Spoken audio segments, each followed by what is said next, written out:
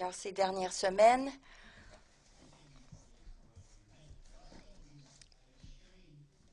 j'ai partagé et j'ai examiné l'histoire de l'Église évangélique dans les derniers 50 ans. Nous avons vu les mouvements majeurs qui ont commencé ici dans cette Église américaine, canadienne, on va dire évangélique dans l'Amérique. Nous avons appris ces vérités. Nous avons vu aussi comment éviter ces erreurs lorsque Dieu fait quelque chose de grand. Il y a des choses à éviter afin de ne pas tomber, de ne pas avoir des échecs. C'est juste un principe pour nous aider à grandir comme un jardin qui n'a aucun mauvais herbe. Si vous voulez avoir quelque chose de bon dans un jardin, vous allez voir aussi qu'il y a des mauvaises herbes. Et comme Dieu plante aussi des vérités dans le jardin de nos vies, dans l'Église, nous devons prendre ces choses qui sont bonnes, mais rejeter aussi les choses qui sont mauvaises. Alors le but était de figurer, de comprendre les choses que nous devons accepter, les choses que nous devons rejeter. Et aussi pour voir que l'Église au travers le monde, à travers les années, nous avons vu et évalué ce que Dieu fait au travers de nous et dans l'Église. Ce que nous devons aussi apprendre, ce sont des cultures, mais nous avons besoin aussi d'une culture apostolique parce qu'elle accueille ce que Dieu a restauré à l'Église et ça pourvoit aussi une façon saine, là où les 5 ministères fonctionnent normalement et complètement. Et ça implique aussi que ce que nous faisons avec l'amour du Père, parce que la foi agit par l'amour. Alors, si vous avez la foi qui ne vient pas de Dieu, parce que la foi agit toujours par l'amour, et ça doit être démontré par l'amour du Père. Et ça m'a rappelé aussi du modèle que nous avons là sur le mur, de proclamer la destinée du royaume, l'amour du Père, le règne du Fils et la présence du Saint-Esprit. Et tout ce que nous devons faire doit être démontré par l'amour du Père, avec le règne du Fils et avec l'agissement du Saint-Esprit dans notre vie. Et voilà ce que le 2 Corinthiens 13, 14 nous dit, que la grâce incroyable du Seigneur Jésus-Christ, l'amour excessif de Dieu et la communion intime du Saint-Esprit soient avec vous tous. C'est la prière de Paul. Si vous avez l'amour du Père, la présence du Seigneur Jésus-Christ, sa grâce et la communion du Saint-Esprit, vous allez vivre selon le royaume de Dieu. Que ces 3 choses-là soient avec vous. Alors, nous pensons à la culture du réveil. Nous devons apprendre à marcher dans les signes, les prodiges et dans les dons du Saint-Esprit. Mais ce à quoi je veux parler aujourd'hui et je voudrais partager aujourd'hui, c'est de bien accueillir aussi la bonne pensée, la façon de penser qui est biblique, un point de vue biblique, parce que penser incorrect, incorrectement nous amène à un comportement superstitieux et religieux. Et ce genre de comportement étouffe l'œuvre du Saint-Esprit. Toujours. Ça résiste toujours à ce que le Saint-Esprit veut faire.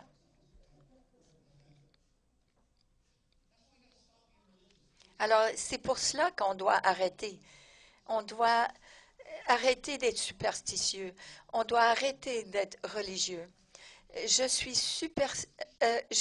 surpris de voir comment les chrétiens dans l'Église sont superstitieux lorsqu'ils vivent des circonstances difficiles. Alors, on va réexaminer des choses que nous croyons, nos croyances, et voir de quelle façon est-ce que la parole de Dieu euh, nous demande de croire, mais dans le contexte de la prière. Alors, pourquoi la prière? Parce que nous avons besoin d'une vie de prière plus saine. Alors, on va développer cela ensemble comme Église. Et deuxièmement, parce que ce que j'ai découvert, c'est que tout ce que nous croyons, éventuellement, est exprimé au travers de nos prières. Tout ce que vous croyez de votre salut, que vous croyez de la guérison, que vous croyez de la délivrance, que vous croyez de Dieu, tout ce que vous croyez de votre relation avec Dieu, euh, de votre identité en Christ, tout ce que vous croyez par rapport à l'autorité que Dieu vous a déléguée, tout ce que vous croyez va éventuellement être exprimé au travers de vos prières. Alors, on va regarder à ces croyances dans le contexte de la prière et comme nous allons le corriger, ça va vraiment peaufiner un peu votre vie de prière. Je me considère pas une personne religieuse. Je veux simplement vivre la réalité de la vérité de Dieu. Et si j'apprends en réalité de prier, mais d'une façon biblique, je crois que je ne serai pas religieux. Alors, on va voir cela. Commençons. Un passage fameux, et vous l'avez entendu souvent, Matthieu 6, 5 à 13. Ça nous dit ceci. Lorsque vous priez, ne soyez pas comme les hypocrites qui se plaisent à prier debout dans les synagogues au coin des grandes rues pour se montrer aux gens. Amen, je vous le dis, ils tiennent à leur récompense.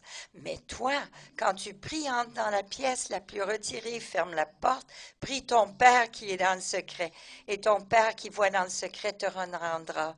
En priant, ne multiplie pas les paroles comme les non-juifs qui s'imaginent qu'à force de paroles, ils seront exaucés.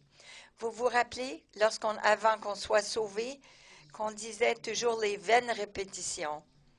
Et on croyait que Dieu allait répondre nos prières. Mais ça dit, ne soyez pas comme les non-juifs ou les païens, les inconvertis. On peut prier comme les inconvertis. Ça dit, ne faites pas comme eux, car votre Père sait de quoi vous avez besoin avant que vous le demandiez. Voici donc comment vous devez prier. Notre Père qui est dans les cieux, que ton nom soit sanctifié, que ton règne vienne, que ta volonté vienne et que ta volonté soit faite sur la terre comme au ciel. Donne-nous aujourd'hui notre pain pour ce jour. Rends-nous nos dettes comme nous aussi nous les avons fait à nos débiteurs. Et ne nous fais pas entrer dans l'épreuve, mais délivre-nous du mauvais. Alors ça dit, ne soyez pas comme les hypocrites, car ils aiment prier, ça dit. Mais ça prend ça captive notre attention, parce que eux, les inconvertis, aiment prier. Parce que vous n'aimez pas prier, parce que vous aimez prier ne veut pas dire que vous priez selon la parole de Dieu. Vous pouvez entendre, oh, mais c'est impressionnant comment ils prient. Ça ne veut pas dire qu'ils ont la prière exaucée. On n'associe pas la prière avec les hypocrites d'habitude. Mais la vérité, c'est que ceux qui sont hypocrites prient autant que ceux qui aiment prier et qui ne sont pas hypocrites. Parce qu'une personne dit notre Père, dans le nom de Jésus, Amen, ne veut pas nécessairement dire que c'est la prière. De ce que nous appelons la prière aujourd'hui, elle souvent n'est pas prière, mais offense Dieu plutôt, parce que ce n'est même pas biblique. Et c'est erroné. Et c'est dit avec les mauvais motifs. Oh, notre Père qui est dans les cieux, donne-moi une Cadillac parce que j'en mérite une, dans le nom de Jésus. Amen. Hein? Vous voyez? Vous savez, si vous priez en agrément, en accord avec la parole de Dieu, vous êtes bien, mais si vous priez avec un motif personnel, dans un but très personnel, vous savez que c'est un peu comme Frère Jacques. Et souvent, ça ouvre une activité au diable pour agir dans votre vie. Parce qu'il y a une façon de bien à prier, une bonne façon et une mauvaise façon de prier. Mais je vais vous raconter quelque chose. Un jeune homme qui était chrétien, il voulait servir Dieu, il était tellement gêné par contre. Et il avait peur. C'était difficile pour lui de témoigner. Et à chaque fois il le faisait, il était gelé. Il trouvait ça difficile, il était trop gêné. Alors un jour il a prié, il a dit, Seigneur, peux-tu me donner une maladie incurable alors afin que je puisse gérer cela dans ma mort. Le lendemain, cet homme était diagnostiqué avec la leucémie. Et en dedans de un an, il est mort. Et, et, et à sa mort, la façon qu'il avait géré sa mort ou qu'il a fait face à sa mort, il a amené 4 personnes au Seigneur. Est-ce que Dieu a exaucé sa prière? Est-ce que c'était la volonté de Dieu? Non. Il y a une bonne façon, une mauvaise façon de prier. Mais ce jeune homme et sa prière, sa foi, pardon, n'a pas amené la gloire à Dieu. Mais sa façon de prier n'a pas amené la gloire à Dieu. Il a prié plutôt la mort. Il a prié au Dieu de vie, mais il a eu la mort parce que il a mal prié.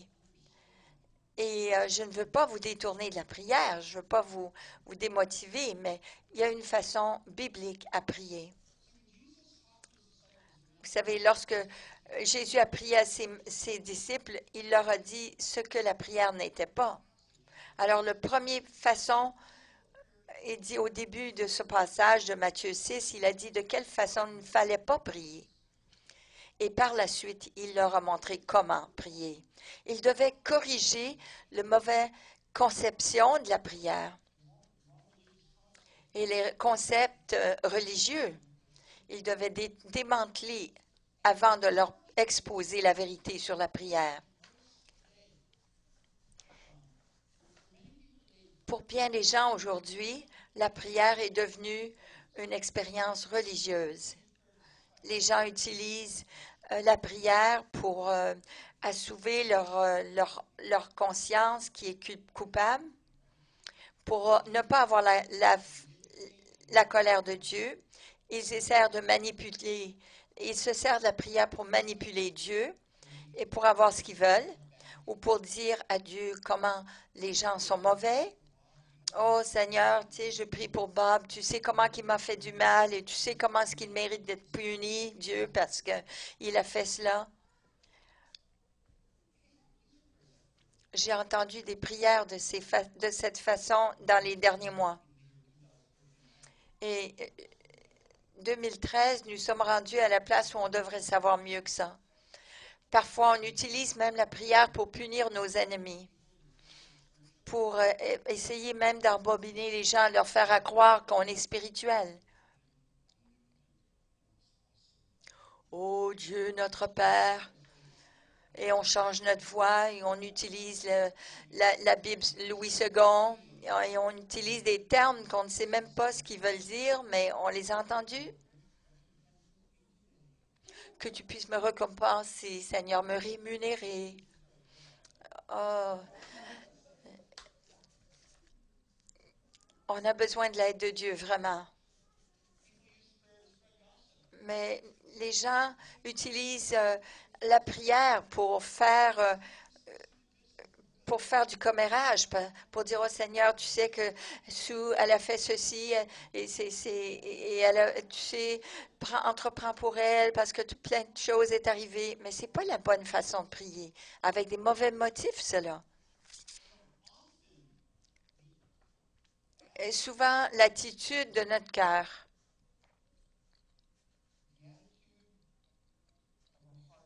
L'attitude de notre cœur lorsque nous prions est souvent plus importante que les paroles que nous disons. Parce que vous passez 1 heure dans la prière ne veut pas dire que vous accomplissez grand-chose. Si votre attitude n'est pas bonne, alors votre façon de prier n'est pas bonne. Matthieu 6, verset 5, ça dit, lorsque vous priez, ne soyez pas comme les hypocrites. Ils veulent être parus de tout le monde.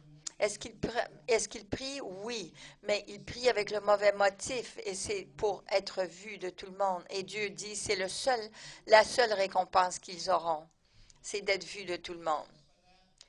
Pour les gens qui sont vraiment impressionnés de cela, c'est ce que vous avez. Parfois, il y a des gens qui prient avec l'éloquence.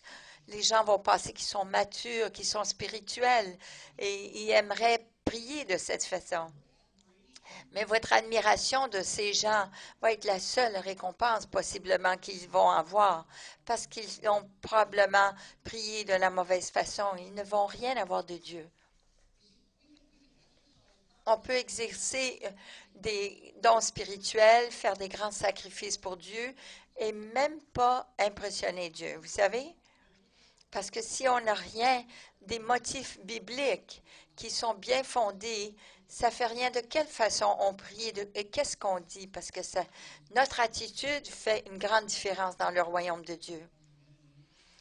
1 Corinthiens 13, 1 à 3 nous dit, supposons que je parle des langues des hommes et même celles des anges, je n'ai pas d'amour, je ne suis rien de plus qu'un métal qui résonne ou qu'une cymbale bruyante. Je pourrais transmettre des messages reçus de Dieu, posséder toute la connaissance, comprendre tous les mystères, je pourrais avoir la foi capable de déplacer les montagnes, mais si je n'ai pas l'amour, je ne suis rien. Je pourrais distribuer tous mes biens aux affamés, même livrer mon corps aux flammes. Si je n'ai pas d'amour, cela ne sert à rien. Ce que nous pouvons faire, c'est demander à nos frères, nos sœurs dans le corps de Christ de nous donner une opinion honnête de nous. C'est un check-up du cœur. Vous savez, 1 Corinthiens 13, 5 nous dit, mettez-vous vous-même à l'épreuve pour voir si vous êtes dans la foi. Examinez-vous vous-même. Comment, de quelle façon, soyez solide dans votre foi et de quelle façon vous l'exprimez. Donnez-vous, examinez-vous, comment est ma vie de prière? Est-ce que je suis égoïste dans mes prières? Est-ce que je suis religieuse dans mes prières? Est-ce que je permets à l'ennemi d'entrer dans mes... Est-ce que mes paroles sont bibliques ou est-ce que j'ai cet esprit d'orphelin qui émane de Dieu pour tout? Donnez-vous des examens spirituels réguliers.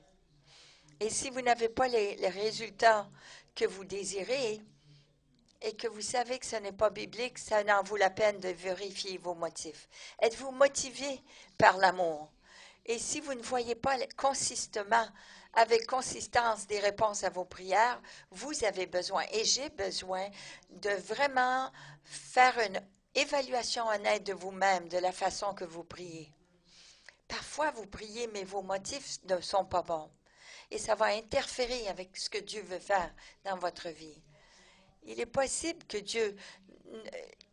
ce n'est pas que Dieu ne veut pas répondre vos prières, mais que vos prières ne sont pas correctes.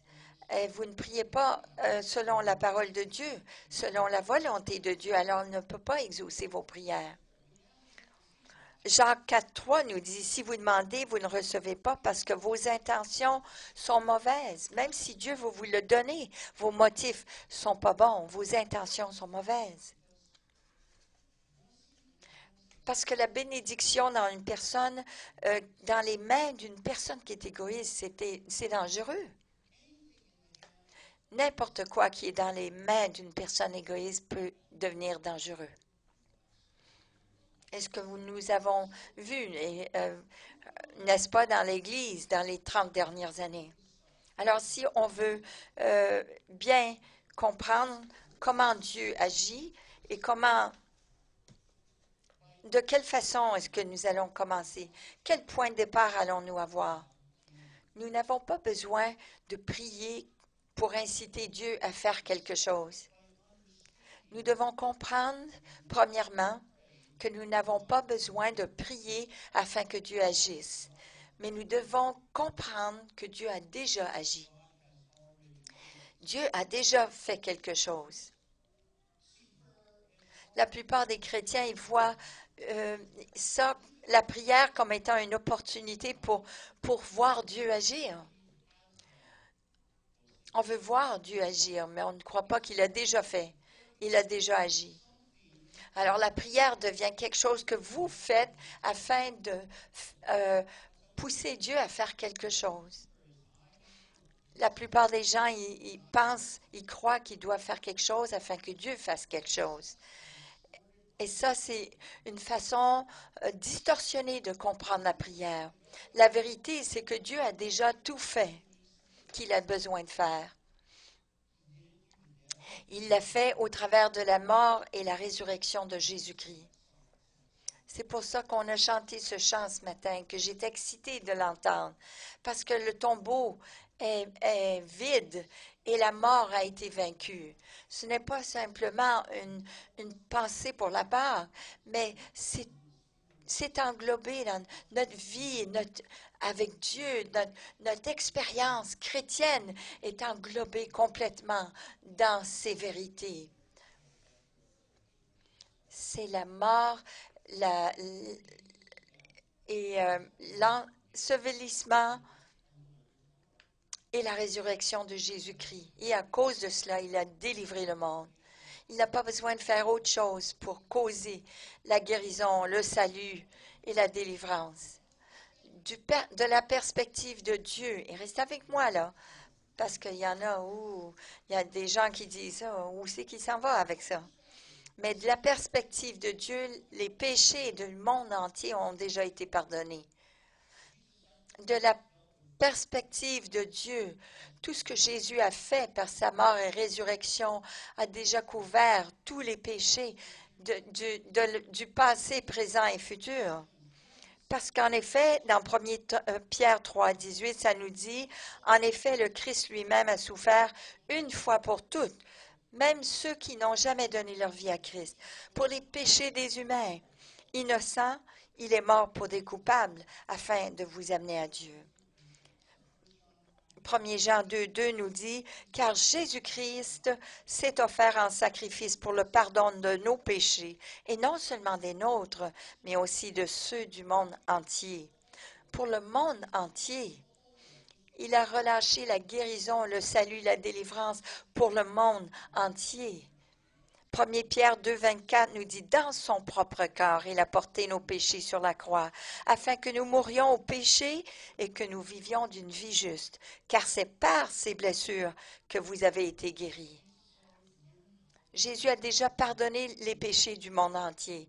Il a déjà guéri le monde entier. Il a déjà délivré tous ceux du monde entier. Alors, c'est quoi le problème?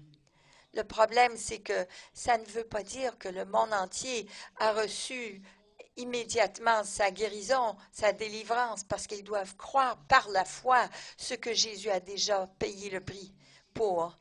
Nous devons recevoir par la foi. C'est comme mon fils Thomas, je l'ai appelé parce qu'il a une jeune amie qui travaille dans Microsoft et il a pu me donner ce paquet, ce kit.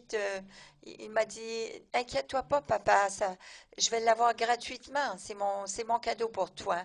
Est-ce qu'il l'a eu pour moi? Il l'a obtenu pour moi. Il me l'a envoyé.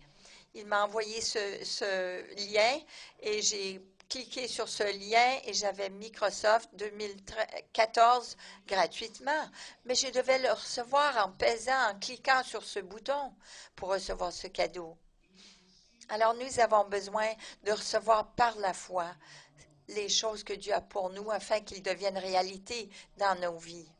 Ces choses sont gratuites de Dieu, de la part de Dieu, mais afin que nous en bénéficions, nous devons les recevoir. Un cadeau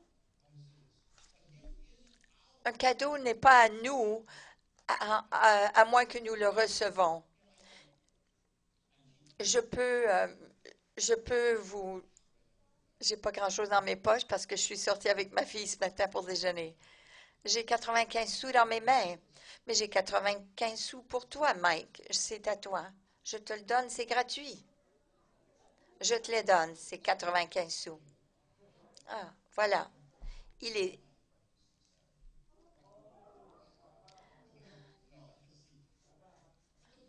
Mais le point est, ça lui appartenait. La minute que je lui ai tendu la main avec cet argent, ce n'était pas à lui avant qu'il me l'ait pris de la main. Et Jésus-Christ est allé aux enfers pour nous. Il a vaincu la mort et l'enfer pour nous, mais la plupart du monde entier ne l'a pas reçu personnellement pour eux. Ils ne l'ont pas accueilli. Acte 26, 17 et 18 nous dit, Jésus a fait au travers, Jésus a dit à Paul, je vais t'envoyer, je t'envoie pour que tu leur ouvres les yeux, pour que tu les ramènes de l'obscurité à la lumière et du pouvoir de Satan à Dieu. S'ils croient en moi, ils recevront le pardon de leurs péchés et une place parmi ceux qui appartiennent à Dieu. Aujourd'hui, j'essaie d'ouvrir vos yeux pour que vous voyez ce que Dieu vous donne sur la table aujourd'hui, mais vous devez le recevoir. Dieu a envoyé Paul aux gentils pour ouvrir leurs yeux et les enseigner afin que leurs yeux s'ouvrent pour qu'ils voient quoi? Ça a déjà été payé? Le prix pour mon pardon a déjà été payé? Merci Paul de m'avoir ouvert les yeux, je le reçois, cela. Vous comprenez? Et Dieu nous envoie aujourd'hui, vous et moi. Il nous envoie. On n'a pas besoin d'aller et rendre les gens coupables et les condamner et leur faire peur afin qu'ils quémandent à Dieu pour avoir le salut. Dieu a déjà payé pour leur salut aussi. Mais nous avons besoin d'aller avec l'amour du Christ pour les aider à ouvrir leurs yeux afin qu'ils reçoivent par la foi ce que Dieu leur a donné.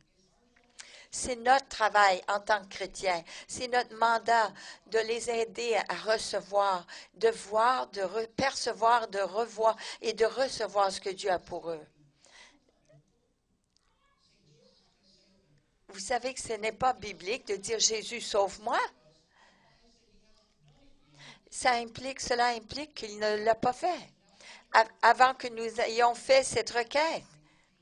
Et qui va décider ce qu'il ressent de nous aujourd'hui. Est-ce qu'il est confortable pour nous donner le salut aujourd'hui, oui ou non? Non. Lorsque nous quémandons à Dieu de recevoir son salut, c'est de croire qu'il ne l'a jamais fait pour nous auparavant. Alors, on doit quémander pour l'avoir, et si je quémande suffisamment, je vais recevoir son salut. La vérité, c'est que Jésus a déjà fait ça il y a 2000 ans. Il vous l'offre à chacun de nous, il nous l'offre et nous devons avoir les yeux ouverts, reconnaître que Christ nous l'a donné et le recevoir. Ça a tout à faire avec croire et recevoir. Comme ce geôlier qui a approché Paul et Silas dans la prison. Il y a eu un tremblement de terre et leurs chaînes sont tombées. Ils ont été libérés de leur chaîne dans la prison, et le geôlier a eu peur. Il a couru vers Paul et Silas et il leur a dit, dans Actes 16, 30, 31, il fit sortir et leur demanda, « Messieurs, que dois-je faire pour être sauvé? » Ils répondirent, « Jésus l'a fait tout. » Vous savez, ils ont répondu, « Crois au Seigneur Jésus et tu seras sauvé, et ta famille avec toi. » Qu'est-ce que tu veux dire, juste croire? Non, je dois faire quelque chose, non?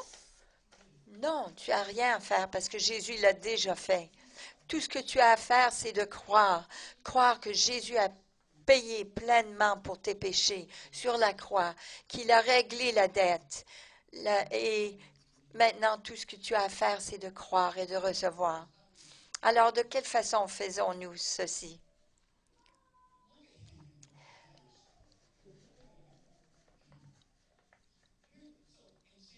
Exemple numéro 1, recevoir le salut.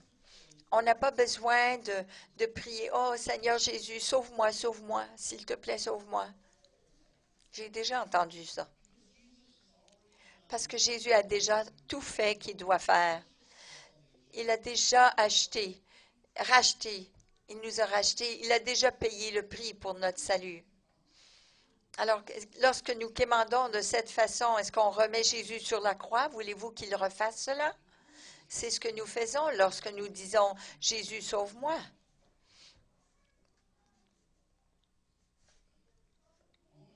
Romains 19 nous dit ceci. Si de ta bouche tu affirmes devant tout que Jésus est le Seigneur et que tu crois de tout ton cœur que Dieu l'a ramené d'entre les morts, tu seras sauvé. Quoi? J'ai pas besoin de quémander, j'ai juste besoin de confesser que Jésus est Seigneur et de croire qu'il l'a ramené d'entre les morts, je serai sauvé parce que Jésus a déjà payé le prix. Alors, de quelle façon devons-nous prier? Seigneur, sous l'autorité de votre parole, parce que j'avoue avec ma bouche que Jésus est Seigneur et que je crois dans mon cœur que Dieu l'a ressuscité d'entre les morts, je reçois ce salut que tu t'as déjà payé pour moi. Ça, c'est la façon de prier bibliquement pour recevoir le salut. Qu'en est-il du pardon? Vous avez fait quelque chose qui est vraiment pas bien, que vous avez besoin du pardon. Supposons, d'accord? Que vous avez besoin de cela. C'était pas une bonne journée et que vous avez besoin de pardon. On n'a pas besoin de dire, oh Seigneur Jésus, pardonne-moi. S'il te plaît, pardonne-moi. Parce que Jésus a déjà tout fait le nécessaire pour acheter notre pardon. Il n'y a rien pour lui à faire. Rien. Rien du tout. Il a été meurtri pour nos transgressions. Il a été meurtri et le châtiment qu'il a subi nous amène la paix. Et c'est par ces meurtrissures que nous sommes guéris. Qu'est-ce que la Bible dit concernant le pardon? 1 Jean 1:9 nous dit, « Mais si nous confessons nos péchés, nous pouvons avoir confiance en Dieu, car il est juste, il pardonnera nos péchés, nous purifiera de tout mal. » Ça ne parle même pas au début, ça ne dit pas si nous demandons pardon. Ça dit si nous confessons nos péchés. Ça dit ne demandez pas pardon, ça dit confessez. Souvent, c'est plus facile de demander pardon que de confesser nos péchés. Parce que vous savez, vous devez être honnête à faire cela. Frère, me pardonnerais-tu pour la chose que j'ai faite? De quoi tu parles? Tu sais, la chose que j'ai faite qui vous a blessé? Mais de quelle sorte de choses vous parlez? Quand je vous ai dit que je devais vous aider à déménager, puis je me suis même pas présentée. Ah, c'est ça qui est arrivé. Lorsque tu m'as promis d'être là, même que tu savais que tu avais acheté des billets pour aller à un concert et tu m'as menti à la figure et tu as endommagé cette confiance que j'ai en toi. C'est de ça que tu parles? Oh oui. C'est plus facile vraiment de demander pardon que de confesser nos péchés. Parce que lorsqu'on confesse nos péchés, on doit être transparent, on doit être vulnérable, on doit démontrer qu'on a vraiment fait le mal. Alors la parole ne dit pas demandez pardon, il vous pardonnera. Ça dit honnêtement, clairement, confessez exactement ce que vous avez fait de pas correct. Et aussitôt que vous faites cela, le pardon est relâché.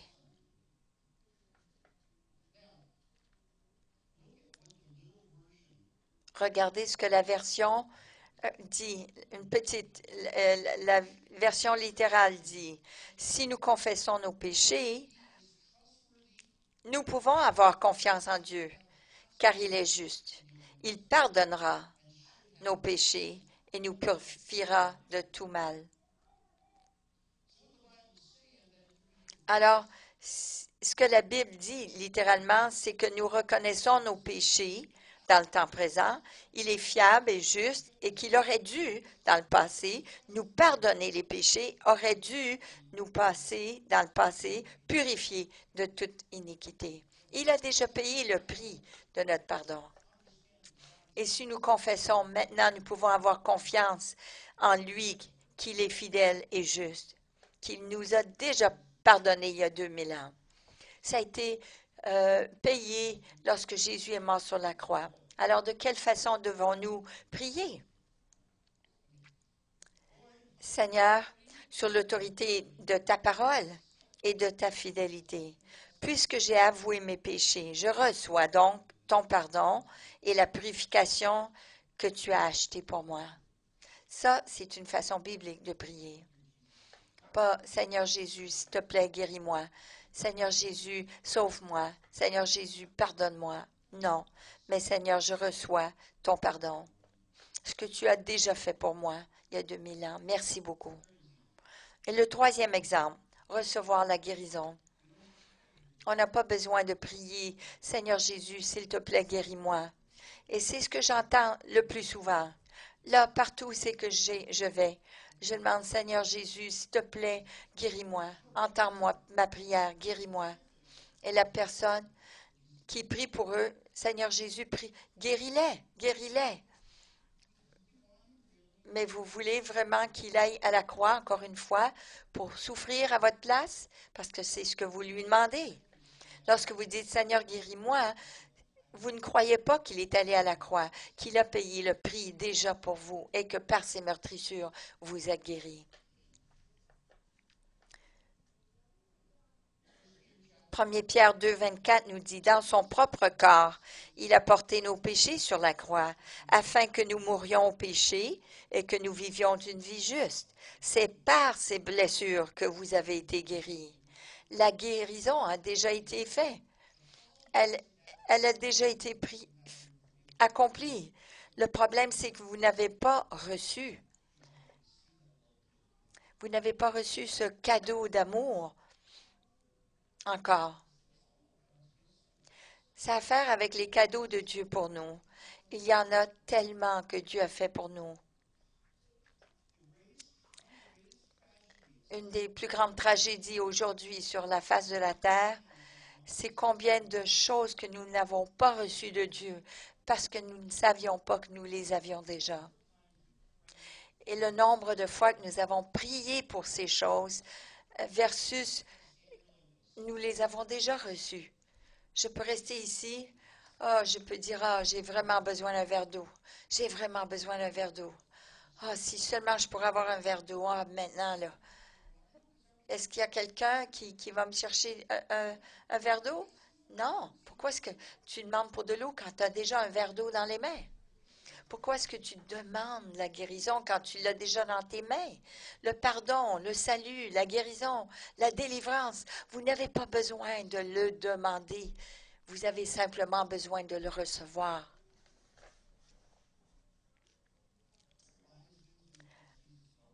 Alors, par ces meurtrissures sur la croix, nous sommes déjà guéris. Alors, de quelle façon devons-nous prier? Seigneur, sous l'autorité de ta parole, par tes blessures, j'ai été guéri. Aussi maintenant, je reçois la guérison de mon corps physique que tu as déjà payé. Alors, lorsque les gens viennent en avant, je leur dis, ne parle pas. Je dis, merci Seigneur, je reçois la guérison. C'est tout ce que vous avez besoin de faire.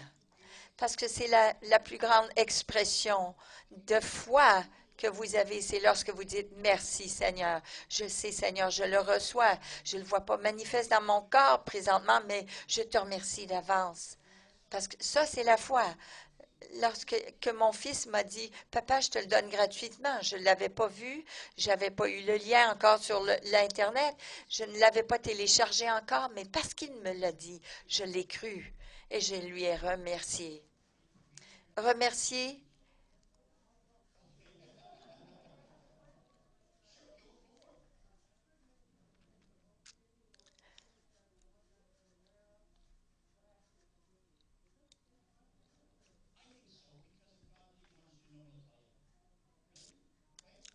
Il y a une question dans la salle d'une dame qui dit, est-ce que une personne qui dit, Seigneur, je te demande pardon pour les péchés, quelque chose que j'aurais pu faire, que je ne sais pas, je n'en suis pas consciente, je te demande pardon pour ça. Mais je crois que c'est pas biblique de dire, Seigneur, c'est de dire, Seigneur, je reçois ta prière, je reçois ton pardon, je veux dire, je reçois ta guérison, je reçois. Et si Dieu voulait m'informer que j'ai péché de quelque chose, il me le dirait. Il m'informerait de ce que je dois demander pardon, pour lequel je dois demander pardon. Alors, Seigneur, je reçois. Ça a tout à faire avec recevoir. Alors, lorsque les gens viennent en avant et ils veulent quelque chose, ils ont besoin d'être pardonnés, et ils vont dire, mais qu'est-ce que tu as fait de pas correct? Et ils me le disent. Alors, je dis, ben, reçois le pardon. Si tu as besoin de guérison, dis merci Seigneur pour la guérison que tu as déjà payée sur la croix pour moi. Merci Seigneur, je reçois. C'est la prière la plus puissante sur la planète. Il y a des gens qui vont dire, oh, Pasteur Dave, une minute là. Il y a des gens qui ont demandé, ou dans la Bible, il y a des instances, il y a des exemples de gens qui ont demandé à Dieu. Mais ce sont je vais vous dire, mais que ce soit dans les évangiles ou que ce soit dans l'Ancien Testament, c'est tout sous l'Ancienne Alliance.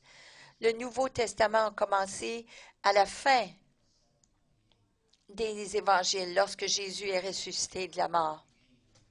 Actes chapitre 1, c'est le début du Nouveau Testament. Oui, il y a des exemples dans le Nouveau Testament, dans les évangiles, je veux dire, qui parlent de personnes qui ont demandé. Il était limité, Jésus, à ce moment-là, parce qu'il n'était pas ressuscité des morts. Il n'avait pas payé le prix pour leur péché encore. Mais à partir du moment qu'il est ressuscité, le salut, la guérison et la délivrance étaient déjà payés. Mais il y a encore des choses pour nous à recevoir. Et c'est simplement pour nous de croire et de recevoir. Alors, si on veut avoir une vie de prière qui est efficace, nous devons prier correctement, penser correctement. Et nous devons comprendre que Jésus a déjà agi, qu'il m'a déjà accordé le salut, la guérison, la délivrance. Si nous ne prions pas de ce point de vue, nous allons glisser dans des façons superstitieuses et religieuses. Une pensée comme Seigneur, je ne suis pas digne, mais je te demande ceci. Et vous pouvez dire des longues histoires à Dieu et lui dire que vous n'êtes pas digne. Il le savait déjà, mais il a payé le prix pour cela. Alors, au lieu de parler de notre façon indigne de recevoir de Dieu, prions plutôt la fidélité et l'amour et le pardon de Dieu, parce que Dieu l'a déjà tout accompli à la croix. Rappelez-vous que la religion et la superstition, ça étouffe l'œuvre de Dieu. Mais si nous prions que Dieu a déjà agi et que Dieu a déjà fait tout ce qu'il devait faire, il a déjà prié pour notre guérison, notre salut et notre délivrance, alors nous pouvons prier avec la compréhension que notre façon de prier, c'est simplement, nous devons prier en croyant et en recevant. On ne dit pas, Seigneur, s'il te plaît. On dit merci, Seigneur, pour ta fidélité, pour ton œuvre miraculeuse que tu as fait sur la croix. Je veux dire, oui, Seigneur, tu as payé le prix sur la croix pour mes péchés. Tu as payé le prix pour ma guérison. J'ai une situation dans mon corps présentement, mais à cause de ce que tu as fait sur la croix, je reçois maintenant cette guérison. Et ça, c'est la façon biblique de prier. Pas dire à Dieu comment les choses sont terribles, que les gens sont terribles, toutes les raisons pourquoi vous ne méritez pas la guérison ou la bonté de Dieu. Pas essayer de manipuler Dieu parce qu'il a déjà fait tout ce qu'il devrait faire, mais de croire que Dieu nous l'a donné et de le remercier. Levons-nous ensemble. C'est parler sur la prière, mais aussi de parler de la façon saine de penser. Faisons cela maintenant, présentement. Si vous avez de la honte dans votre vie, vous ressentez honteux et vous ne vous sentez pas digne de Dieu, de recevoir quoi que ce soit de Dieu, ou encore vous avez besoin de guérison ce matin, mettez votre main sur cette partie de votre corps ou simplement si vous n'avez jamais donné votre vie à Christ ce matin, c'est la même prière. Ensemble, recevons du Seigneur. Par la foi, nous recevons. Père, dans le nom de Jésus, nous te remercions pour ce que Jésus a fait sur la croix. Nous te remercions, Jésus, que tu as payé le prix et tu as porté mes péchés, ma honte, tu as porté ma douleur, tu as porté mes infirmités sur la croix. Seigneur, maintenant, je déclare cela être vrai. Tu as payé le prix, tu l'as racheté ma guérison, tu as racheté ma délivrance et mon salut. Tu as racheté mon pardon et ma liberté de tout remords et de honte et de culpabilité. Et je crois cela être vrai, je le confesse de ma bouche, que Jésus est Seigneur, qu'il est ressuscité des morts et qu'il a fait ces belles choses pour moi. Et maintenant, je reçois ce que j'ai besoin. Je reçois le pardon dans le nom de Jésus. Je reçois la liberté de la honte, libre de la honte dans le nom de Jésus. Dites-le avec moi. Ce que vous avez besoin ce matin, dites-le, je le reçois. Je reçois ta guérison dans mon corps physique, dans le nom de Jésus. Je reçois la liberté du regret, des remords à cause de la honte, dans le nom de Jésus. Je reçois la liberté de ce sens que je suis indigne, que je ne mérite pas la bonté de Dieu. Mais Seigneur, merci que tu as déjà agi. Merci que tu as déjà payé le prix. Et je vais commencer à partir d'aujourd'hui. Je vais confesser la vérité et recevoir les bénéfices de ce que tu as fait dans ma vie. Je ne quémanderai plus. Je ne manipulerai plus. Mais simplement, je dirai merci, Seigneur, pour tout ce que tu as fait pour moi.